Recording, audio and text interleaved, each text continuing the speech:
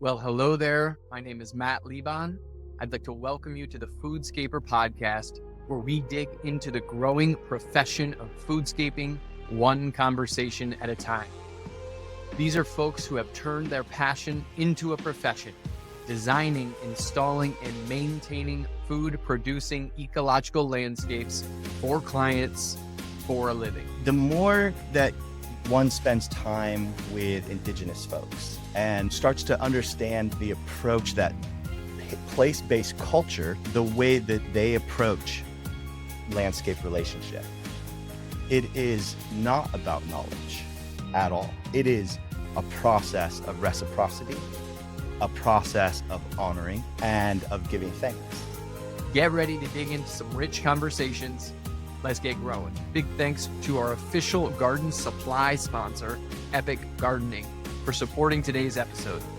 Epic Gardening is one of our top recommended sites for edible landscaping, education, and garden supplies. Check out Epic Gardening at shop.epicgardening.com. Thanks to our official fruit tree nursery sponsor, Stark Brothers. Shop at starkbros.com. I am joined today by Erik Olson of Permaculture Artisans. Erik is a incredible permaculture teacher, mentor, inspiration, and really somebody who was instrumental in helping me get on my own foodscaping path and make this a career. So it's a true honor to be able to talk to you today, Erik. Thank you for being here. Oh, thanks for having me. I just love seeing how you and custom foodscaping are thriving. It just brings so much joy. Appreciate that. Yeah. We initially met through the Eco Landscape Mastery School a number of years ago, which is a course and support network that you put on. It's very full circle here. Anyway, get us started with where you're joining us from and where are your roots? Yeah, I'm over here in Northern California, Sonoma County. Specifically, I'm in Sebastopol. This is the land of Southern Pomo, coastal Miwok, and the Federated Indians of Great and Rancheria. And I grew up here. So I'm what we would call around here a local boy, which is cool because there's a lot of folks who've come into this place because of the beauty and the food and culture. I fell in love with this place. And so I am a person of place, and this has become the place that I've tapped my roots into. Growing my family here and starting my businesses here. Been a beautiful journey. Yeah. It speaks to some of the impressive work that we're going to get into. Just having been in a place for so long, I feel like it it really allows for that deep knowing that we feel in our body when we're in a place that's familiar to us. As we get started here, I want to hear some of your backstory. I think people are going to be inspired by this. If they haven't already heard some of your backstory, they should go and listen to the many podcast interviews you've been on. I'd love to get us started with the origins of Permaculture Artisans, which is the t-shirt logo that you have on right now. Tell us about Permaculture Artisans, its origin for you and your role within it now. In 2005, I started Permaculture Artisans.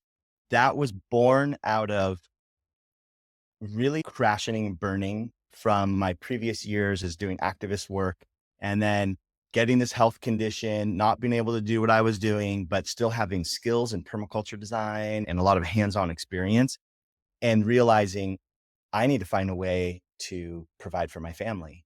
I never went to college. What can I do with these skills? I got married to my wife in 2005. We planned to have children and put down roots. So I thought I should probably try to make some money doing something because I don't have anything consistent I feel passionate about. I couldn't do that activist work anymore. What happened was my mentor, Penny, it's funny when you open up to a new possibility in your life, it sends a message out there into the fabric of the universe and the timelines that you're living in. And so I knew I had to do this. And then, I don't know, a week later, Penny calls me up and says, "Hey, I have this client. I need to pass them off.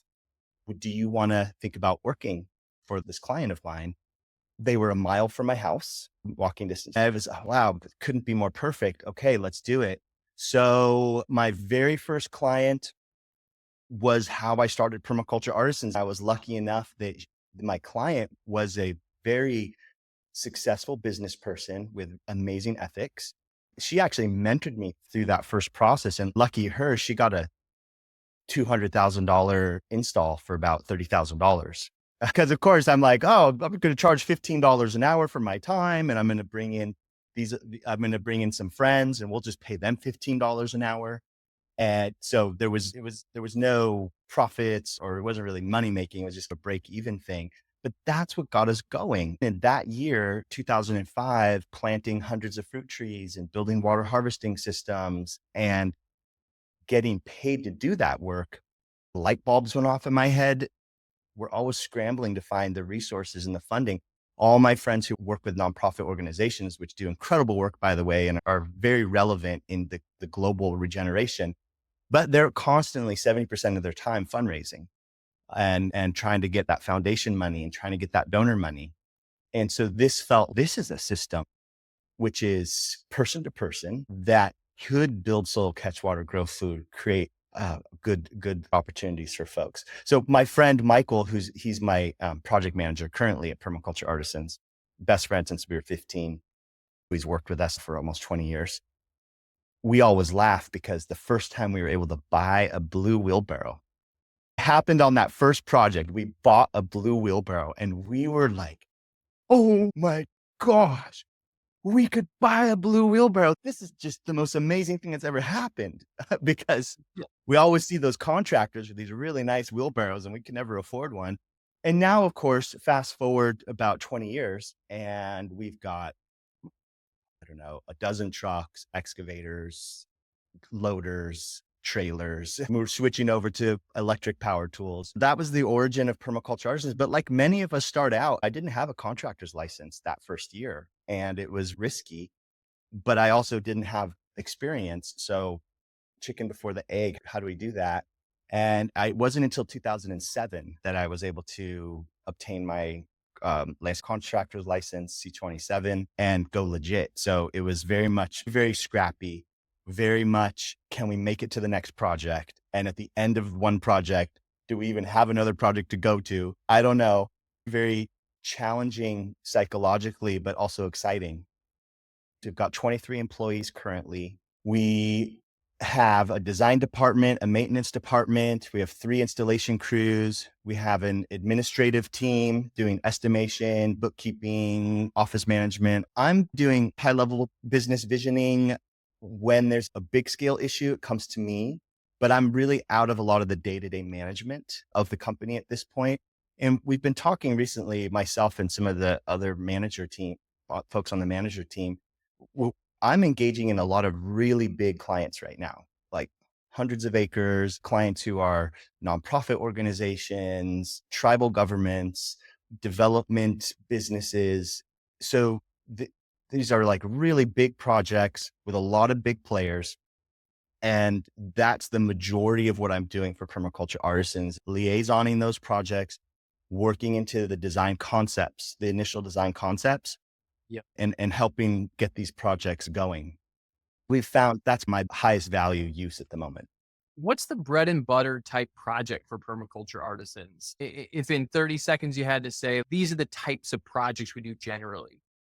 I would say bread and butter are single family residences, usually families that want a homestead Right. experience. So anywhere from an acre to 3 acres, often with rain catchment systems, habitat beauty, and food production.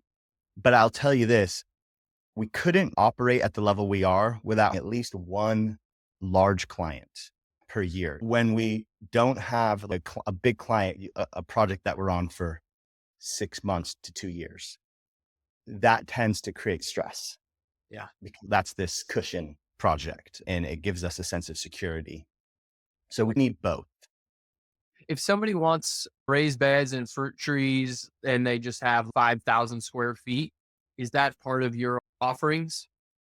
The way that would work now, it probably wouldn't be a good fit if we didn't have a relationship already with Yeah. the clients. It would probably be too small of a project and because it costs a lot for us to mobilize initially. We have about 50 plus maintenance clients. And this scale installation is what we call enhancement projects. The ones that we engage in will almost always come out of our maintenance clients. then we will absolutely do it. And we are forming a targeted enhancement team, a team of maintenance technicians who have the chops to do install, this will become like almost a sub department that Yeah. just does this sort of thing. But if a new client comes to us and says, we want 5 raised beds and 10 fruit trees and some irrigation, we would probably be too expensive for them at this point. And then I have a number of folks who've gone through my trainings, colleagues, friends that I would refer them to.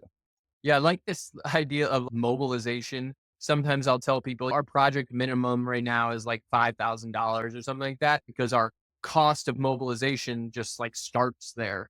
But it sounds like a businessy term, but it almost, I don't know, it makes sense to me. Because in the background, not everybody understands this. Any of my employees, they need to get paid for their time. Nobody's volunteering. I'm the only one who volunteers, but I also get paid the most, so it works out. But no one is volunteering. If we need to put together a design program, do pre-construction meetings, and make sure the plan is tight, and then get our folks out there, get our equipment out there, get our tools out there, make sure there's fuel if we need to fuel up a tractor, that's all mobilization fees. We can't take that on. Otherwise, we're not running a viable Yeah. business. Mobilization fees. Okay. It's like all of this overhead stuff to get a project going. With my team, we meet every Monday morning to go over the week's projects. There's obviously a cost to that meeting and the follow up things like, oh, we got to get the machine and we're going to go pick that up at the, in our case, we rent those things a lot. So it's time going to rent and all that stuff.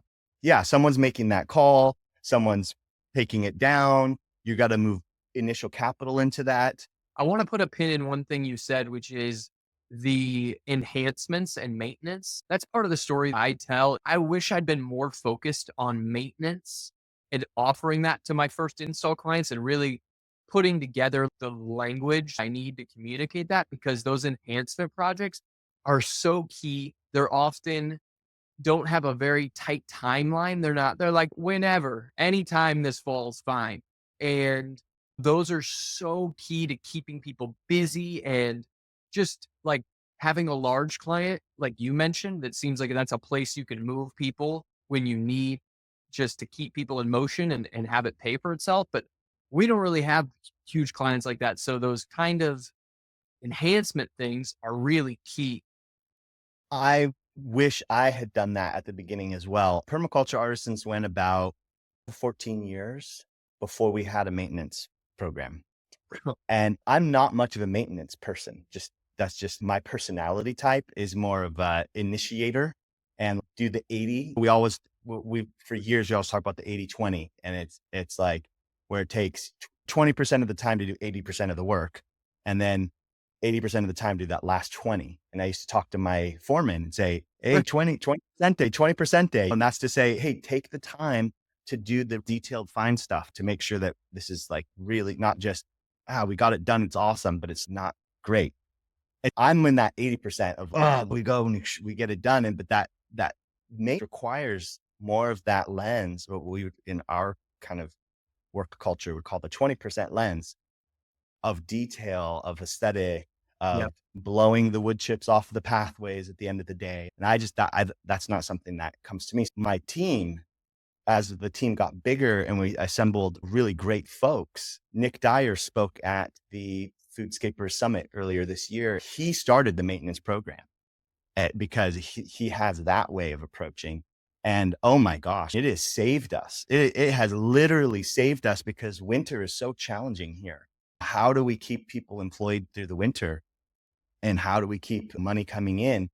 The maintenance program has just flipped that for us. Some people start there, and that's a great place to start, and then move into the other stuff. So it's just what is a good fit for each person. What do they feel passionate and capable of doing? Can you get the right folks to come onto your team that can help do the things that you're not great at? That's always been my strategy. I love that idea. Maybe the maintenance person or team isn't even a part of the business. If you're getting started in this world and you understand how to care for plants, but the idea of machines and installs is intimidating, maybe there's somebody out there who doesn't really want to do maintenance and you could be their referral to gain experience have that revenue coming in, and just a thought to riff out there. It's a great bridge strategy to start there. As time goes on, if it's a good fit, one starts their own. That is really great.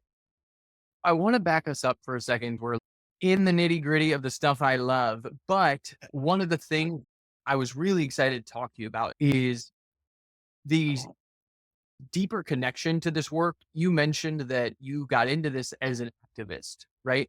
That speaks to what resonates with so many of us, which is like we're passionate about the earth and doing right by Mother Earth. As you start to do that work, we uncover the layers of how deeply powerful these connections are and these patterns are, the reverence for the elements. And I'm wondering if you could just speak to your spiritual connection to this work and how you embody that in your daily life and in your work.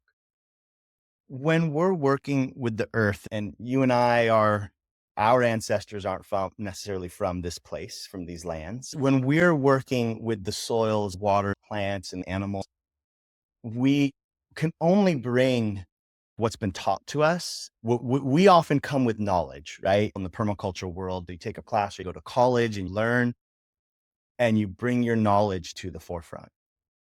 But the more that one spends time with indigenous folks and starts to understand the approach that place-based culture, so cultures that go back generations, the way that they approach landscape relationship, it is not about knowledge at all.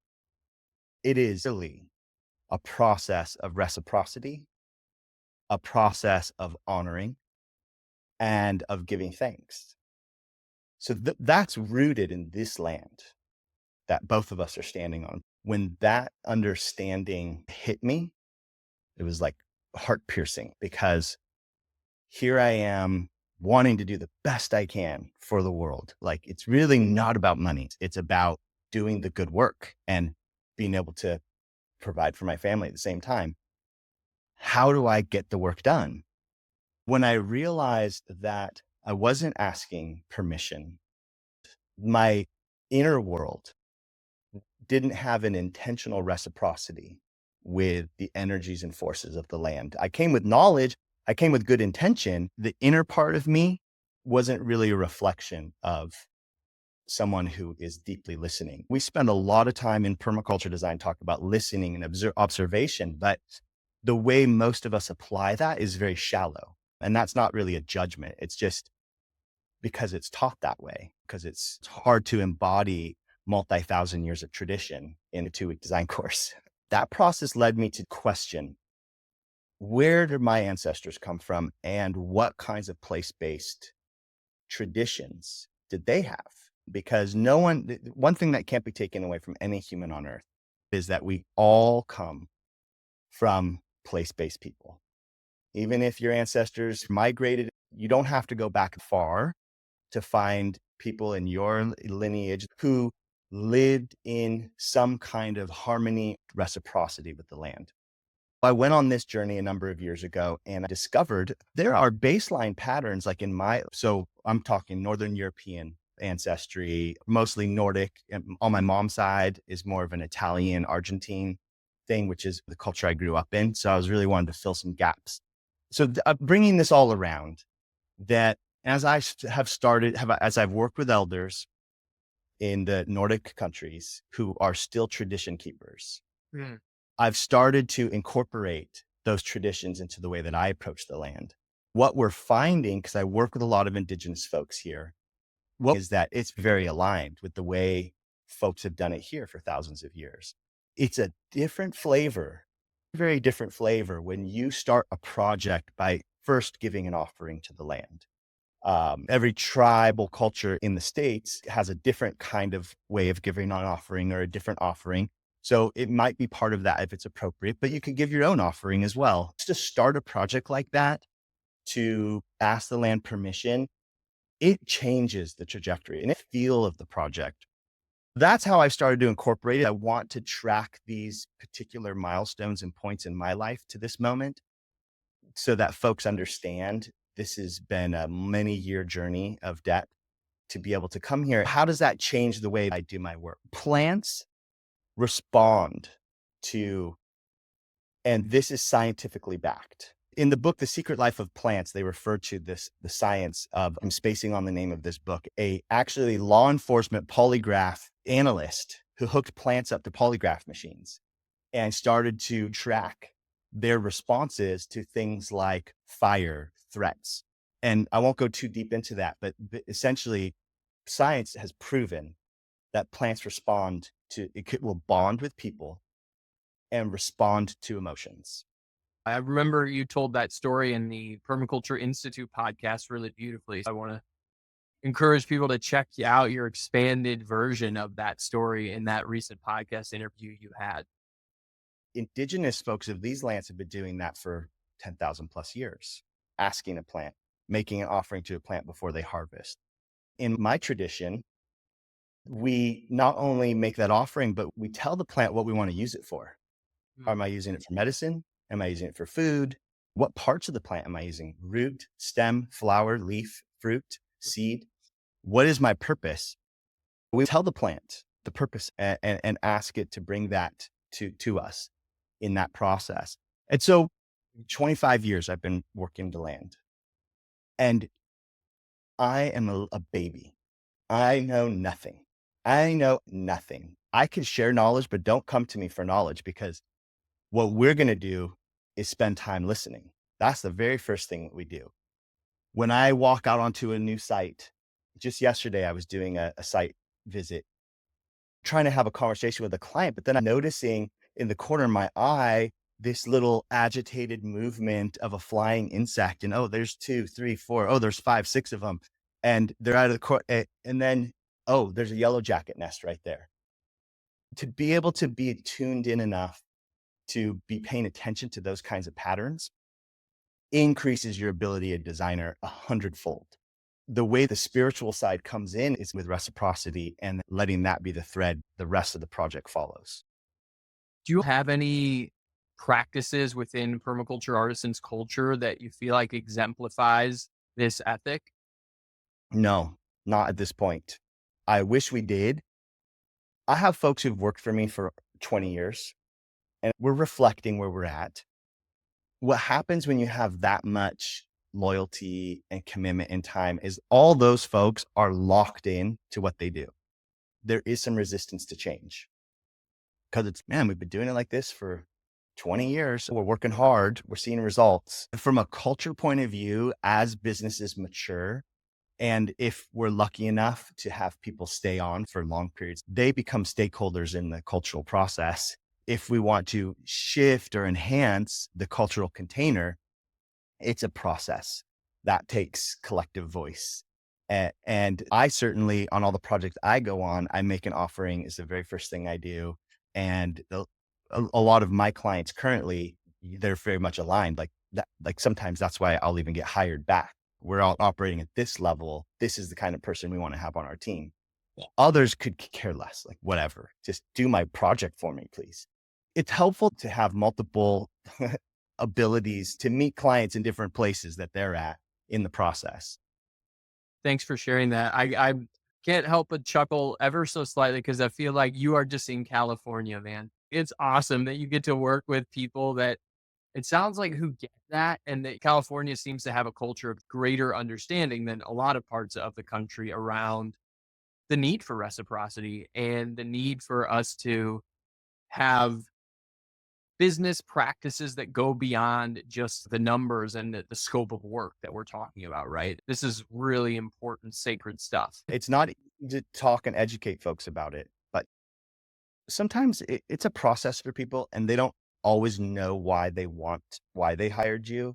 Like they know on the surface why they hired you, but as you've probably seen with some of your clients who have matured with some of your installs, they start to change. They're starting to get the food and the flowers, and their kids are experiencing this place, and they start to change a little bit. They start to become a little more confident in the space, hopefully in relation to, oh, now we're into different cultivars and we want 5 or 6 apple cultivars or whatever it may be, stuff they didn't have before they engaged you. And this is just a, you're up now, you're on the path, right? For Because That now you're starting to see something a little deeper. Oh, there's different flavors of apples. There's different colors to butterflies. There's different smells to herbs. And this is the gateway to refinding that spiritual connection with the land. Yeah, I love that. Gardening is, it's been my gateway into a spiritual connection with the earth. At first, I was doing it for more practical reasons, and then it just opened me up as I watched things unfold and things grow and the cycles of life in a compost pile. I wanted to talk to you about this because I think it is so foundational to your message and all of the things that I've seen you put out over the years. We have to check where we are culturally, globally, economically in the world. And it doesn't take a rocket scientist to look at the macroeconomics and geopolitical landscape and just think, oh my gosh, this is just devastating to ecosystem, devastating to people. So for us to think that only by using modern day approaches would somehow create a culture that now honors people and honors soil and honors water and honors the land, it's an immature thinking to think that if that we could do this without a spiritual connection. There's a reason why traditional cultures associate as spirits and trees as spirits and certain mountains as spirits. It's not just a spiritual connection. It is a heartfelt valuation, not money value, spiritual value of the living world. And if we don't bring spiritual value to the living world, then why would we care if we pollute the waterfall, if we strip mine the mountain, we could care because we think nature is being hurt. But in traditional cultures, and I don't just mean indigenous cultures, I mean around the world, when you put spiritual value to a natural feature, it now becomes taboo to mess with that spirit.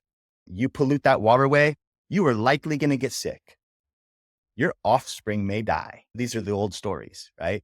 You have a bad relationship with the spirit of that mountain, you're going to have bad luck for the rest of your life, maybe for generations. These are taboos encoded in story and song that create a respectful, reciprocal relationship with the land. If we are unable to get back to providing spiritual value on natural features, I honestly don't believe we'll ever get out of the economic rat race where we're just trying to do it all through the money lens. And in my opinion, those are great tools that we need, like economic tools to make the change. But if that's the only value that we put on the work that we do, then there's no possible way the entropy of human civilization won't just totally collapse. So until we can bring the old ways back to the front and we can reinvigorate reciprocal relationship with the natural world by assigning spiritual value, I think we're going to be trapped in a more degenerative, destructive pattern, regardless of what you and I do. Because I've been doing this 25 years, and yes, we've seen amazing gains. We've done amazing things, and the movement of permaculture generations in a better place than it's been in 25 years. But the destructive patterns are still more powerful. They're still at scale, more intense than what we're doing. And I think that part of it is this lack of spiritual value and spiritual connection that we're not teaching our children this. We don't have a culture that embraces and honors living natural elements as living spirits. Move forward now is how do we restore the relationship to the land in such a way that our children and our ancestors and our descendants can assign this kind of spiritual value to the land again. That's so important. Access free Foodscaper content anytime on our YouTube channel. We're always uploading new videos for pros, including tips and tricks for install days, business strategies, case studies, you name it. Find profiles of our favorite edible landscaping plants, great for sharing with clients who are wondering how to care for their new foodscape. You'll find that by visiting the Foodscaper on YouTube and hit that subscribe button. You have recently written this awesome book that I've got by my side. So I want to transition us. There's two things that really stuck with me as I prepared for this interview. One was you encouraged everybody to have a demonstration garden to teach people from and to give tours. And I did that and it's been instrumental. You Yeah. also said like connect with mentors who are people who can teach you while you're skilling up because then you can like work for other people and get skills and maybe you can bring in subcontractors you can work alongside. What other things feel like you've gotten feedback on that are like some of the important aspects of that course? And what have been big takeaways that you've gotten feedback about? The ones you mentioned are great. And it's great to hear that they've been instrumental to you and they still are to me 20 years later, still the demonstration gardens that reminds me, I have folks who want to do a tour soon. I need to get back to them and always have a mentor, no matter how far along you are. If I fall out of having a mentor, I feel unanchored. The question that comes up the most, especially with students from Elm and Eli, which was the in-person version of Elm before we put the online version together, what comes up the most, and I imagine a lot of folks listening to this podcast might relate if you have started a professional foodscaping business or you've been there for a while. How do you manage the growth moments? How do you make decisions? Because at any scale, you're going to peak out at your capacity. I started out, it was just me and my one friend and a few others who came and went. And we could only work on one project. It's a big project, but that's it. But to run a successful business, you can't do it on one project. You got to have the next one. When that one's over, you got to have the next one. And so what happens is it's a natural pattern that I'm sure you've experienced and a lot of your listeners have experienced. As you go forward with this, there is a tendency to grow, to get a little bigger, to take on slightly bigger projects or more projects. And what happens with that? You have to hire people if you're going that route. There's relevance in subcontracting everything. And that's an entire business model, which is totally great. You could just be a designer and subcontract all the install and have no employees. But let's stick with the model that you and I are more engaged with, which is having people work inside the business. What often happens, and students have asked me many times, is how do I know when I need to hire an administrative person, a non-billable person? Mm. How was it for you when you got to that point? Yeah, it's like a gut punch, right? Because you're just thinking all of these hours, every paycheck, that payroll get run, that didn't correspond to any projects. And for me, it had so much to do with my own quality of life, and I was just working too much. When you reach the point where you're feeling burnt out and it's starting to become a strain rather than a joy, probably it's time to bring in an administrative person. And it can be very scary. I stressed about it for a good year when I knew I needed to make the shift. I stressed because, like you said, how do we do this? But one thing that we all have to understand is generally what happens is the person who's initiated the business, the owner, the founder, whatever, if they're successful enough to get to this point, it's because of the way you talk to clients. It's because you know how to talk to a client to where they build trust and then they want to work with you. That's not to say other people in the business can't do that, but that's hard to find those people. It takes time to find folks who you could pass that off to. How do you value your time and what is your time most valuable at for the health of the business? If your time is more valuable engaging with clients and getting projects, but you're spending 20 hours a week doing bookkeeping, you've now become a bottleneck. And that bottleneck will be felt across all projects, all clients, and all employees. Soon as you hit a bottleneck, the strain spreads. It's like a muscle pain in your shoulder that spreads to your arm and down your side. You have to feel that strain first to know you're there. When you make that jump, and this is what I coach a lot of our students call in, is making that leap, getting that administrative support, which is unbillable, and you might have to change your rates a little bit, especially with new clients. It's very easy to change rates with the clients that are coming in, harder to change rates with clients that you already have a relationship with. And then timing it with the season is also important. It's pretty hard to bring on a new administrative person at the beginning of winter when work might be slower. Have a plan, time it with a pump of work, and then you get over that mountain, you get more projects and ensure that you have the safety net of clientele and stuff coming in. You've broken through a level of strain and you have the freedom to go to the next level. That's a really hard place for folks. I end up mentoring people a lot in that. It's going to be different for everyone, but it still happens at whatever level you'll get to that. I'm at that level. Permaculture Artisans is at that level. Everybody's maxed out. We have no more capacity. There's bottlenecks everywhere. Every department has a bottleneck. And I'm working with one of the tribal governments here on a project that we could be in there for years on a massive project that has plenty of funding and could be dozens to hundreds of acres. Permaculture Artisans is right now.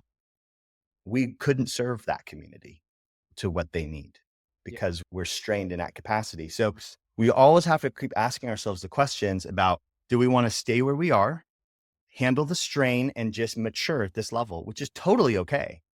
Or do we want to engage that next juicy level? It's going to take risk. It's going to be scary. But it could also be life-changing. Yeah. There's always that risk, and with it comes that reward as you get to free yourself up from 20 hours of admin time and do more of the thing that you're gifted at, and that is such a blessing, and work gets better when you do that, and that was a great tip that I remember you talking about. And one of the other things that came up for me that was this idea of change orders, which is been a really key concept for me and something that was not really on my radar as a plant person. I was wondering if you could talk us through change orders because it seems so key for people to really grasp. What is it and how do you do it? Yeah. I talk a lot about this in my book because that's a great question. It's a tricky process.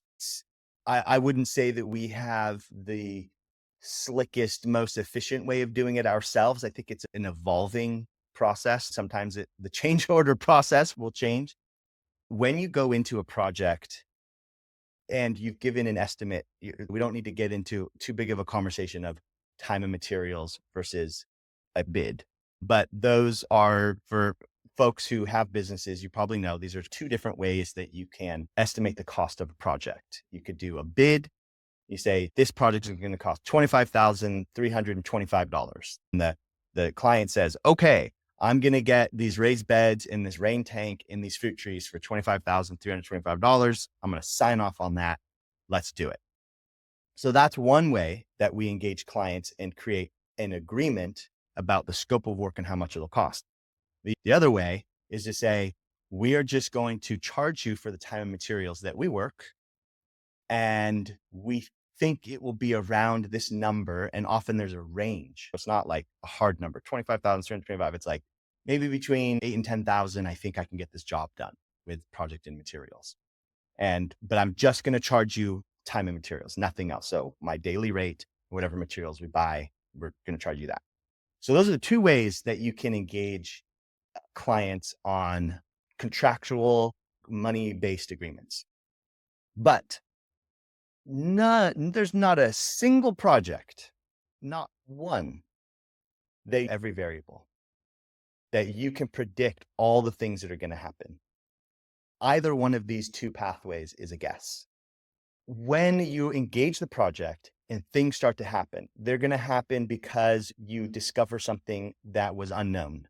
I always use the example of you're about to dig a rain garden and there's a 10-ton boulder underneath the ground that you didn't know. There's no way of knowing that unless you did a test pit, but in this case you didn't. My gosh, there's a 10-ton boulder right where we put the rain garden. The entire design is based on putting the rain garden here. If we move it, now we've got to move where that pipe is going to go, that pathway, and where those trees are going to go. Everything in the project is shuffled around because of this one unknown variable. That's one thing that could trigger a change order, is when an unknown variable requires a change in the plan what is that going to change in terms of cost? Could go up or down, but 99 out of 100 times the cost is going to go up. How do you communicate that change to the client? This is where a change order comes into play. This, you have to stop what you're doing in that case. And it's really important to have your Gantt chart or your critical path. And how are you phasing this project? If I run into a 10-ton boulder today where I'm supposed to be building, can the crew move to something else that is efficient for them to work on while we engage the client around this new problem? So that's a bigger planning lens you need to have on board. That way you're not just stopping work for the day or doing work that maybe the client doesn't want you to do. We'll just do all these changes without communication. That, depending on who the client is, they might say, no, I didn't want you to make those changes without my approval, and I'm not going to pay for it. So that's one way a change order can happen, an unknown variable that changes the plan. And then what you do is you go to the client and say, we have this estimated agreement of 25,325. And because of this change, here's 2 ways that we can handle the change. Maybe there won't be 2 ways. Maybe there's only 1 way. Here's a couple ways we could approach this situation. And you lay out those pathways for them and the cost difference.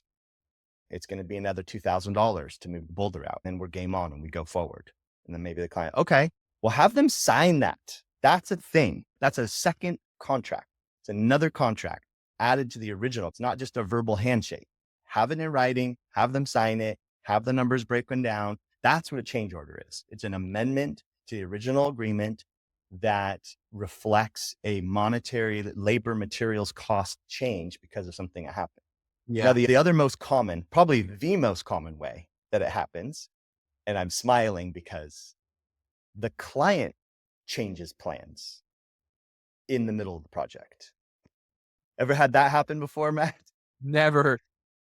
And so this is where it really good communication with the client at the onset. And we have it in our contract. It's like, you as the client can make changes at any point because it's your project, it's your money, but know that the associated cost changes will be billed to you as a result of changes that you make.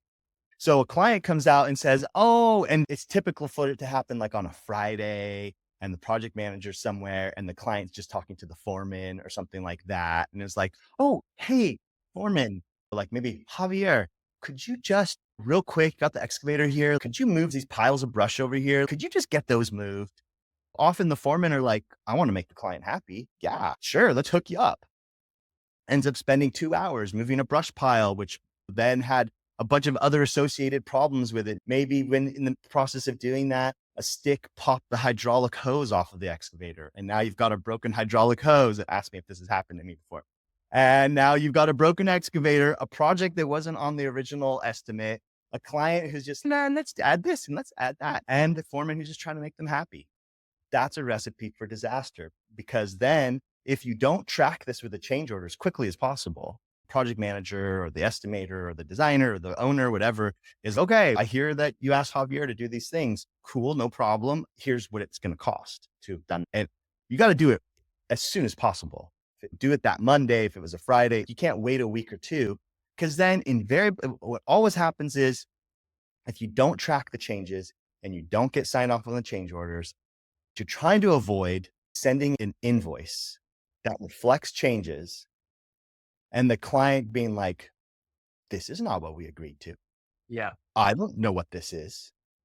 And now you're having to get into a negotiation on work that's already done. You can't go back. You can't turn back the clock on that. That's done. That is a terrible place to be. So the change order is the physical amendment to a contract that reflects these kinds of changes when they come up in real time, that protects you. That's so helpful. I love hearing that 10-pound boulder example and the hydraulic example with the hose. We've experienced stuff like that, and it's so good to be prepared.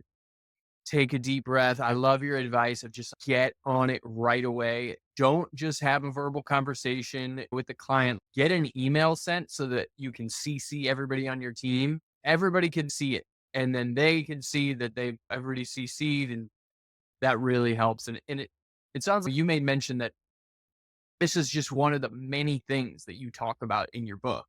which is the Regenerative Landscaper. In 25 years, you've been doing this now, and you found this beautiful opportunity to share so much of your knowledge. It's a beefy book. Like, this is not, oh, here's a few pictures of a few cool projects that I've done. It's got everything I was reading about getting ready for this, just from soil testing to design programs that you need to use. It's really comprehensive. What inspired you to write it? What did you feel like was missing from the literature that you were like, this book needs to be written? It's I really appreciate that question because there's so much incredible literature on permaculture and regenerative design and landscaping, farming and agroforestry. I'm standing on the shoulders of giants with this book. One of my first permaculture books ever was Guy's Garden, given to me on my 18th birthday. And Toby later became a very close friend. We started the Eco Landscape Immersion School together. He moved out here, lived with his neighbor up until he passed away. And I dedicated this book to Toby. oh, And what I found missing and what I needed to bootstrap my way through in the world of permaculture, ecological design, foodscaping, whatever, was how we actually do it. There's a lot of literature that's inspiring. It's filled with knowledge. It helps point the direction. But I'm interested in tangible on the ground results. We are regenerating soil and water habitat, growing food and building community every day at the fastest rate possible. What my book does is it takes all of the best ecological science, the most cutting edge science, and now it's probably outdated because that stuff is changing every year around soil, water, plants, and fungi to what I could fit in the book. And it takes landscape design. Just this, like, how do you run a landscape company? I mean, we're talking here about an ecological approach, a food production approach to it. But there's millions of landscapers out there that are the realization that we have 40 million acres of lawns in the US alone, that it uses over 1 trillion gallons of water per year. And how do we combine the best of regenerative design with all the organizational tools of professional landscaping?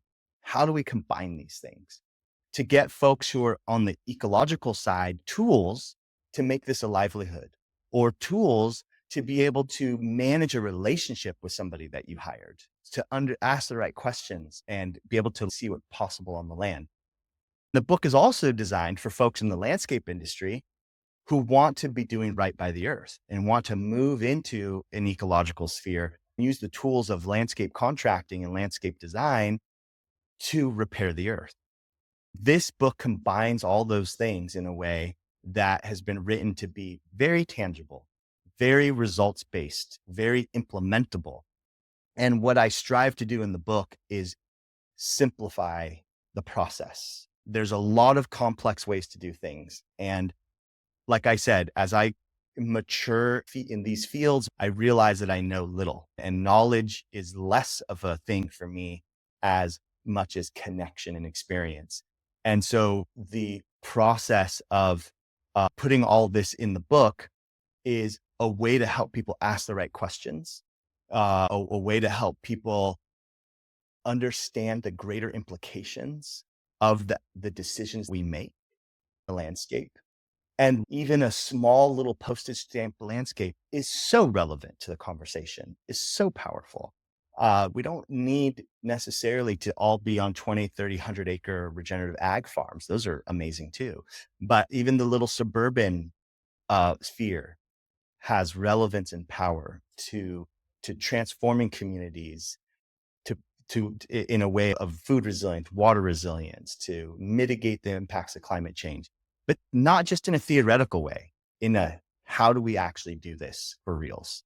yeah, I love that comment you made about knowing how to ask the right questions because of course when you have exposure to something that only allows you to then go deeper with it and ask the right questions, but if you don't know what compost tea is, you've never heard of it before, reading a section about that in your book can just open you up to the whole world of compost tea and the various kinds. I think that's one thing I really like about your book. I'm not somebody who generally sits down and reads for hours at a time.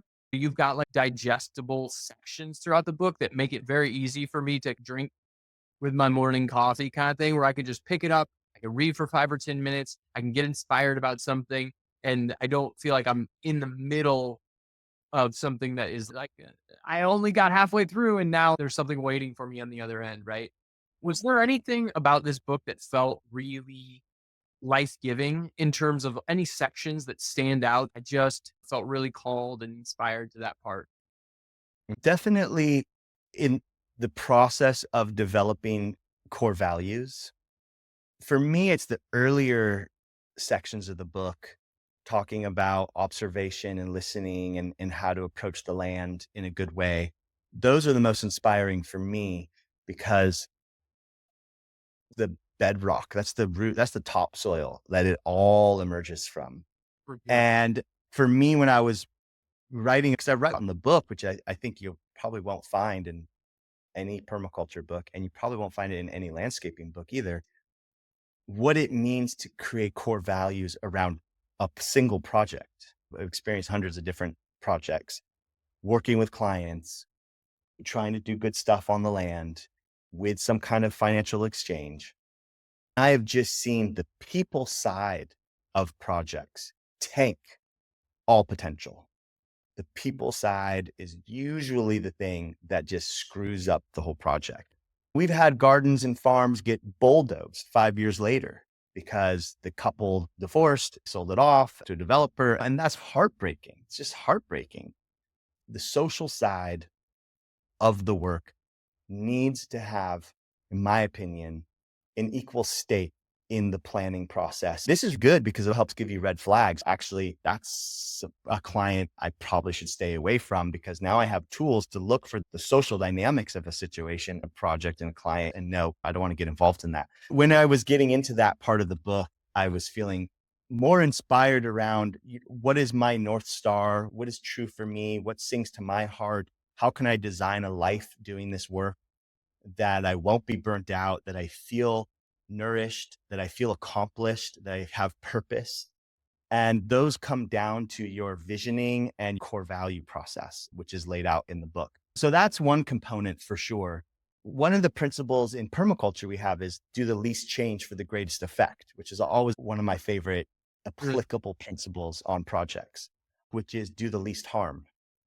And for me, the concept of do the least harm really stuck out for me in the process of writing the book that I'm still applying into my life. What does it mean to do the least harm on a project, day to day, in a relationship? You could apply this all across the spectrum in life.